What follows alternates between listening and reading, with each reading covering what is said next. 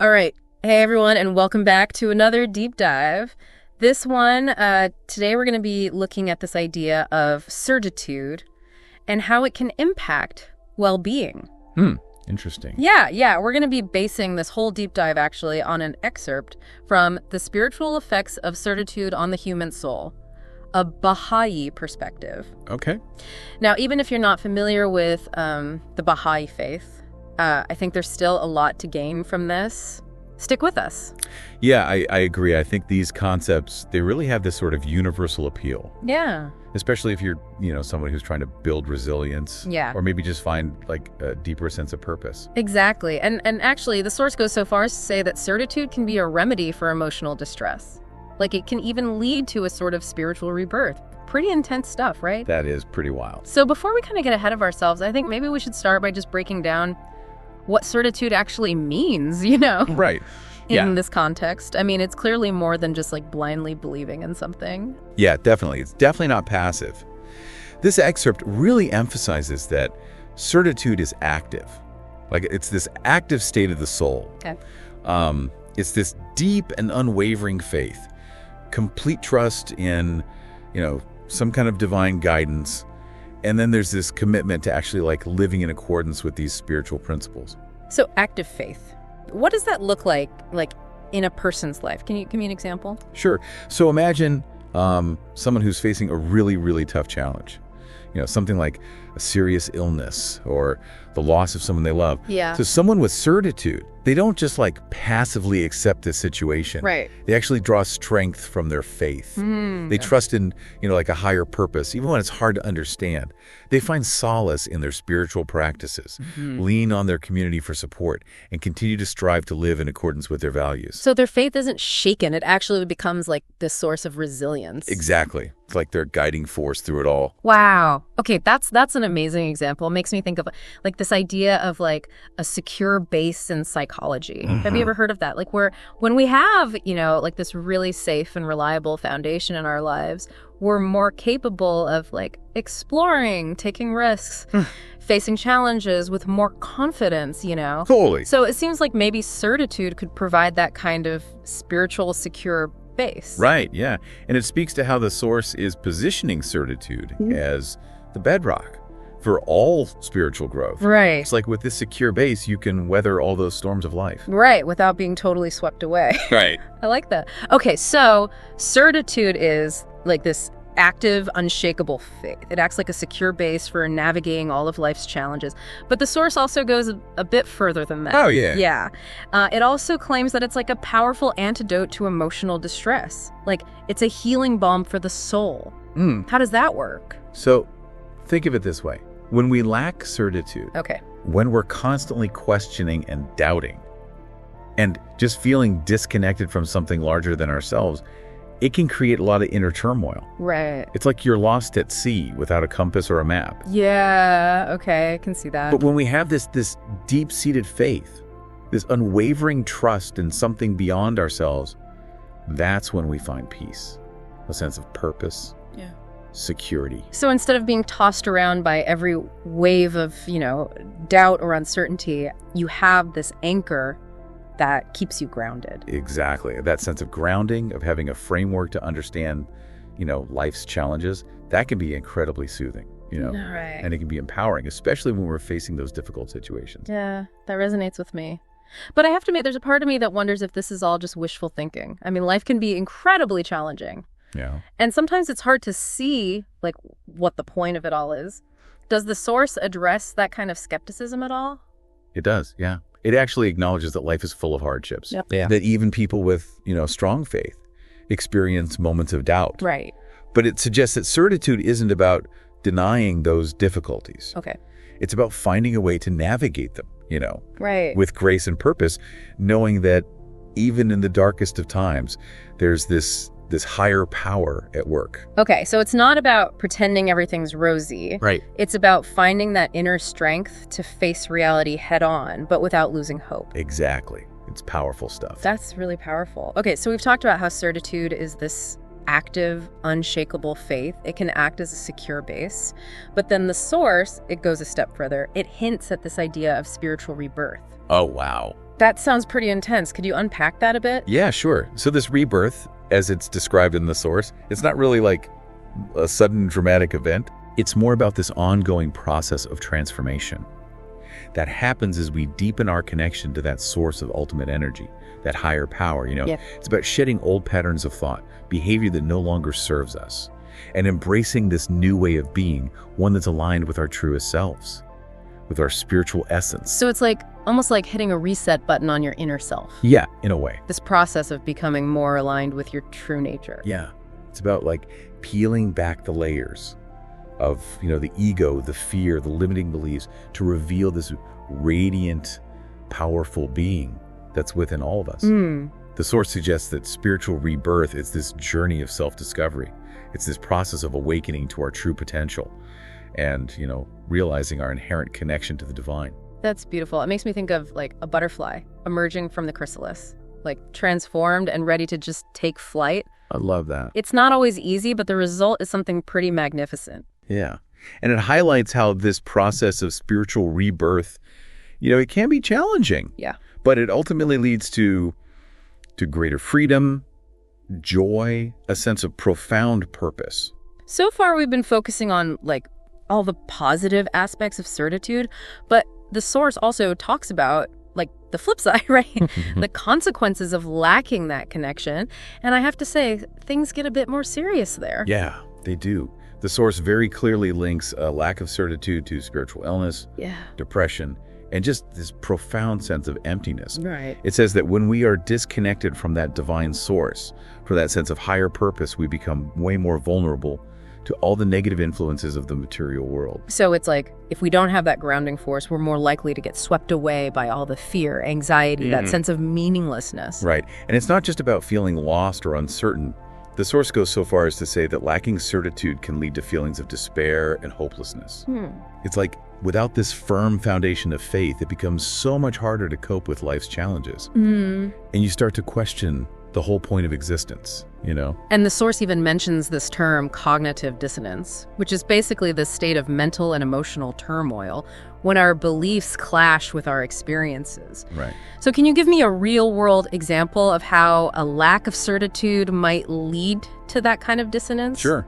So imagine someone who believes in, a just and loving God. Yeah.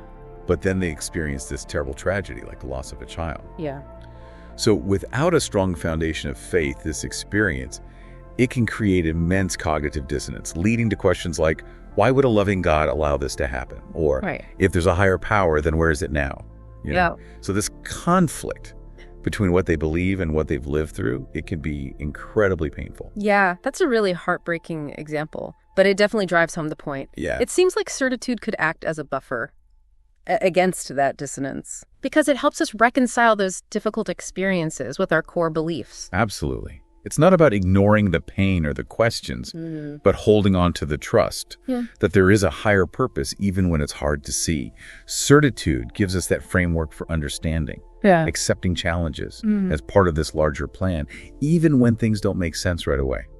Okay, so we've talked about how certitude is an active state of faith, how it can act as a secure base and even lead to this sort of spiritual rebirth. We've also touched on like what happens when we lack that certitude, but the source doesn't stop at just defining it. Yeah. It also gives us this like action plan for actively cultivating certitude in our daily lives. Well, that's really cool. I'm excited to hear about this. Yeah, me too. I'm really eager to like dive into those actionable steps because, we could all use a little bit more resilience and purpose in our lives. Should we get into that? Yeah, let's do it. Let's do it.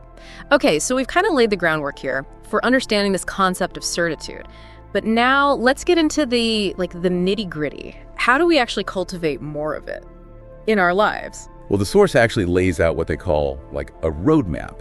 Okay. For building certitude. And it's not like this one-size-fits-all prescription. Right. It's more like a flexible framework that you can adapt to, your individual needs and beliefs. Okay, cool. So tell me more about this roadmap. Like, what's step one on this journey toward greater certitude?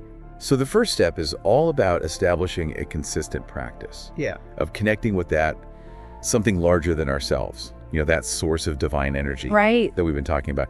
And one of the most powerful ways to do this, according to the source, is through prayer and meditation. That makes sense. Prayer and meditation are often talked about as ways to cultivate inner peace and connection. But, for someone who's maybe brand new to these practices, where do they even begin? There are so many different approaches to prayer and meditation. So it's really about finding what works for you, what resonates. Right. Some people find a lot of comfort in traditional prayers from their faith, Mm-hmm. while others prefer more free-flowing conversations with the divine, expressing gratitude, hopes, fears. And when it comes to meditation, there are guided meditations, mindfulness practices, even movement-based meditations like walking or yoga. The key here is experimentation.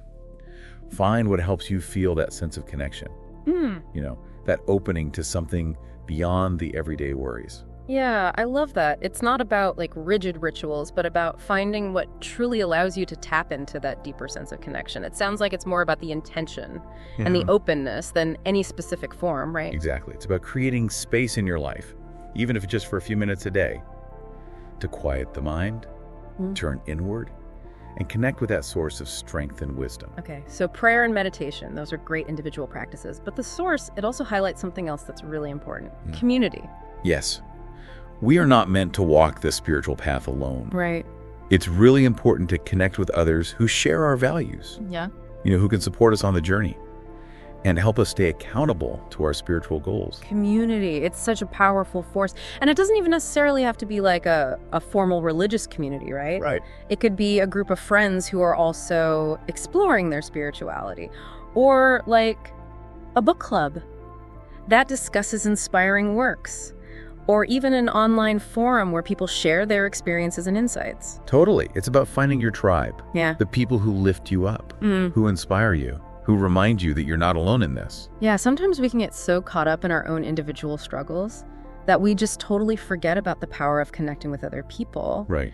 And the source seems to be saying that those connections, they're crucial for strengthening our faith. Absolutely. Sharing our experiences, our doubts, even our triumphs with others who understand. It's so validating and empowering. It helps us to see that we're all in this together, that, everyone faces similar challenges. And there's strength in numbers. It's like that old saying, shared joy is double joy, shared sorrow is half sorrow. Right. There's something about going through life's ups and downs with other people that just makes it all feel a bit more manageable. Definitely. And speaking of connecting with something larger than ourselves, the source specifically calls out acts of service. Okay. As a tangible expression of certitude. That's interesting. I've always thought of service as a way to just give back to the community, but I never really connected it to building faith. It makes sense though, right? When we shift our focus from our own needs, our own desires to the needs of others, it connects us to something bigger. Right. It helps us tap into this sense of purpose and meaning that goes beyond our individual ego. So it's like putting your faith into action. Instead of just thinking about it or talking about it, you're actually, embodying it by helping others. Precisely. And, acts of service, they don't have to be these grand gestures. It could be as simple as offering a helping hand to a neighbor, volunteering at a local charity, or even just listening with compassion to a friend in need. Yeah, I love that. It's about finding those everyday opportunities to make a difference, right? Right. It doesn't have to be about saving the world. It's about these small acts of kindness that can just ripple outward, create a more loving and connected world. Exactly. And those small acts, Yeah. they can be incredibly powerful. Not only do they impact the lives of others, but they also affect our own well-being, our own connection to something greater. Okay, so we've talked about the importance of individual practices like prayer and meditation.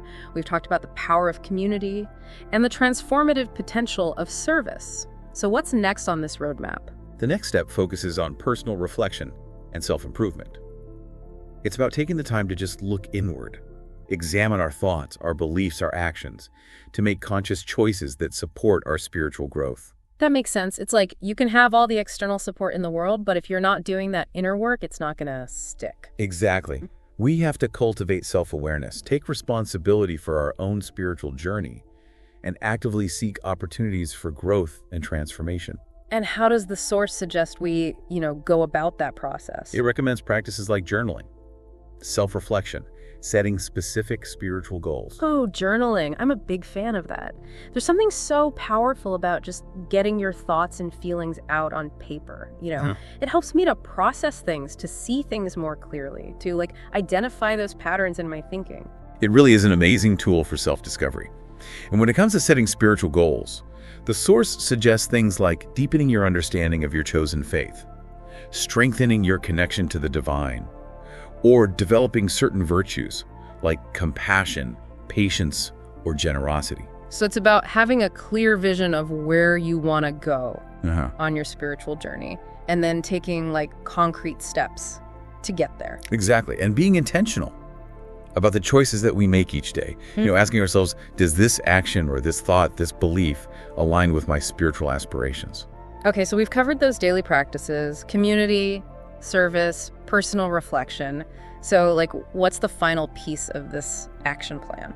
This one might seem a bit unexpected, but the source actually links cultivating certitude to taking care of our mental and emotional well-being. That's interesting. I can kind of see the connection there, but I'm curious to hear more about how the source ties those two things together. It suggests that when we neglect our mental and emotional health, it can create a kind of spiritual imbalance. So if we're constantly stressed, anxious, or just overwhelmed, it's much harder to connect with that sense of peace, that purpose, that inner strength that comes with certitude. So it's like you can't build a strong spiritual foundation if your mental and emotional house is a mess. Exactly. Our spiritual, mental, and emotional well-being, it's all interconnected. Right. And we have to make choices that support us on all levels. Okay, so what kind of practices does the source recommend for nurturing that mental and emotional well-being? Well, it mentions things like mindfulness and gratitude as powerful tools for, cultivating a more positive outlook and reducing stress. It also highlights the importance of seeking support from mentors, therapists, or your faith community when needed. Mindfulness and gratitude, those are great. I've found that even just taking a few moments every day to appreciate the good things, no matter how small they seem, can totally shift my mood. Totally. And it's not about denying challenges or pretending everything's perfect. It's about choosing to focus on the positive, even when things are tough, and cultivating that sense of appreciation for all the good things. And I love that the source emphasizes getting support when you need it. Yes. It's like a reminder that, hey, you don't have to go it alone on this journey. Right. Asking for help, it's a sign of strength, not weakness. This has been so insightful. We've covered a lot here. We talked about those 4 key areas of action for cultivating certitude: daily practices, community, service, and mental and emotional well-being. It's really quite a comprehensive roadmap. And what I find really compelling is how practical these suggestions are, regardless of your faith. Yeah, I totally agree. It's like a toolkit for building a more resilient and purposeful life, a more connected life. Exactly. It's about taking those small but consistent steps day by day to nurture our connection to something larger than ourselves, to build that unshakable foundation that can help us weather any storm. We could talk about this forever. I know. But I think maybe it's time for a quick break. Okay. And then we'll come back for our final reflections. Sounds good. I think our listeners have a lot to think about after this exploration of the action plan. Okay, so we're back. Ready to kind of wrap up our deep dive into certitude. We've covered so much, from understanding what it is to how to actually cultivate it. So what are your final thoughts? Well, even for someone like me, Yeah. who spent a lot of time with these concepts, I have to say, this deep dive has given me a lot to think about. Yeah, me too. I feel like I get it now, how certitude can impact our well-being, our resilience, even our sense of purpose. But before we get into the big takeaways, I want to go back to something you mentioned before, the idea of certitude being a shield against all those negative influences out there.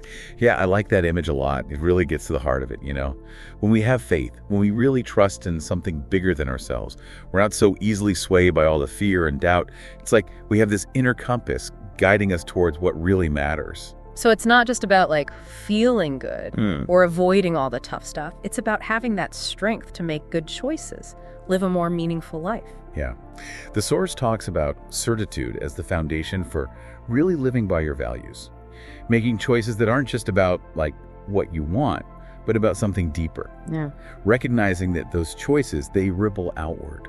They impact others. Right. It's like that ripple effect when you throw a pebble in a pond, those circles keep spreading. So certitude, it's not just about you. It can create positive change that goes way beyond you. Totally. It's about this beautiful interconnectedness. When we cultivate certitude, when we get in touch with that source of love, wisdom, compassion, it naturally starts to affect how we interact with others, our actions in the world. As we wrap up, what's your biggest takeaway? What do you really want listeners to leave with today? For me, it's the reminder that certitude, it's a journey. It's not like you just arrive and you're done. Yeah. It's about showing up every day, making those choices that nurture that connection, trusting that the process will unfold. I love that. It's about that trust, that willingness to lean into the unknown, even when it's scary, which is hopeful, because things are chaotic right now. For sure. And it doesn't matter what your beliefs are, whether you call it faith or trust or just this deep knowing that there's more to life than we see. That certitude, it can bring resilience, purpose, that deep inner peace. So to everyone listening, if certitude can really do all that, where can you find more of it in your life? Maybe it's about reconnecting with your faith, or trying out new spiritual practices, or even just taking a moment each day to think about what truly matters. It's your path to choose. And those small steps, they make a huge difference. A few minutes of meditation, reaching out to someone, offering a kind word, it all strengthens that foundation of certitude within you. Be kind to yourselves, be patient, and trust that the journey, that's where the real magic is. And that's our deep dive for today, folks. We hope you've enjoyed this exploration of certitude. Keep seeking, keep questioning, keep diving deeper into those big questions. Until next time, stay curious.